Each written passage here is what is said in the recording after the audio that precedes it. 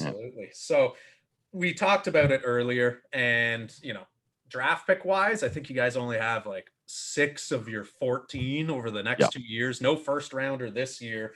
So a lot of it is going to have to be fixed via either those league minimum signings, whether it's a trade, whether it's, some financial maneuvering or something.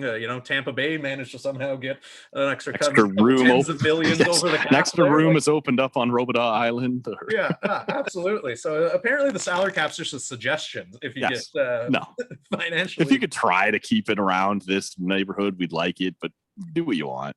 Yeah. Well, meanwhile, Melnick is hoping that the salary floor is just a suggestion and he doesn't need to get to that. But anyway, so as far as Dubas, you already mentioned this is probably a do or die sort of season for him, where if it's, miss the playoffs or just another first round exit, is his job in question? Probably. What about Brendan Shanahan and some of those upper levels of Leafs management, though? Like, how much longer do you think they have as far as how much leash they get?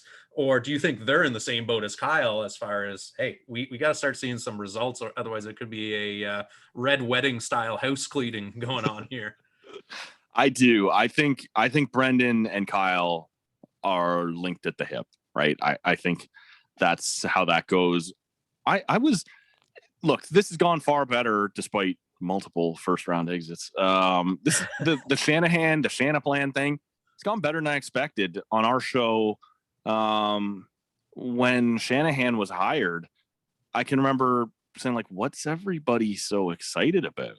Like, this was a guy who had run this player safety department there at the league, and done some things like that. He'd never run a team before, ever. And Tim Lewicki was still president of MLSE, and he'd kind of spoken to the league office and they recommended him. And I didn't have a problem with bringing in Shanahan to see how it goes, but there was no guarantee there at all, right? Like, we had no idea whether he could do this or not.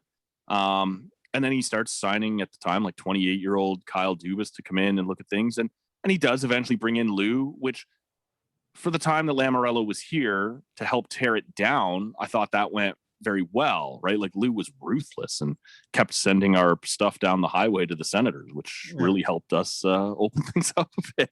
But then he started signing guys, and he does the Patrick Marleau thing. And Jason Spezza will start next year on a 1-year, $750,000 contract at the same age that Patrick Marleau was starting his 3-year, $6.5 million contract with the Leafs. And that was a mistake, right? And he hung on just a little too long to Lou. I think now he's fully invested in Kyle. He stopped Kyle from going to Colorado when he did give Lou one more year. I think as long as Shanahan is still in the picture, Kyle is safe. I believe he believes in Kyle's vision. The problem, as you suggested, comes from above, right? The MLSE board, who knows how many millions and millions and millions there are to be made with home dates at the Scotiabank Arena or whatever we're calling it today. I think they might step in after another year. I don't think Kyle is fired by Brendan at the end of next season if we have another first round exit. I believe the board punts them both. If there's another first round exit, I just, there's too much money on the line, and it honestly, it won't be unfair. Like, they've given them some time to do this. And like I said, they've cleaned up a lot of Lou's mess last year.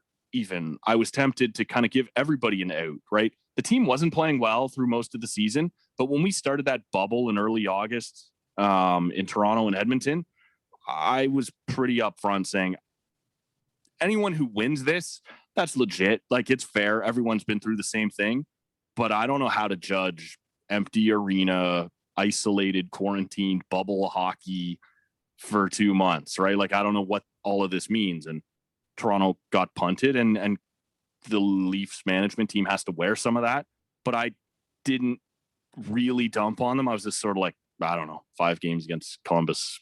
I guess it matters, but this year was entirely them, right? They had the team they want. They signed the guys they wanted. They had the season they wanted. The regular season went how it was supposed to go in terms of their design. And then they lost again in the first round. So if that happens again next year and MLSE's board says, that's enough, we've seen enough, I don't know that they'd be totally wrong to do it. But I do think as long as they keep Shanahan, Shanahan's going to keep Kyle.